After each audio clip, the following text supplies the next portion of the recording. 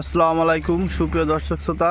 এই যে হাইব্রিড জাতের থাই পাঙাশের পোনা যে আজকে আমরা পুকুরতে ধরেছি, এই মাছটা ইনশাল্লাহ ডেলিভারি যাবে। এই মাছটা আমরা হ্যাচারিতে নিয়ে যেয়ে সুস্থ করে তারপরে ইনশাল্লাহ ডেলিভারি দেবো। প্রতিটা মাছ আমরা এই যে হাতে গুনে দিই।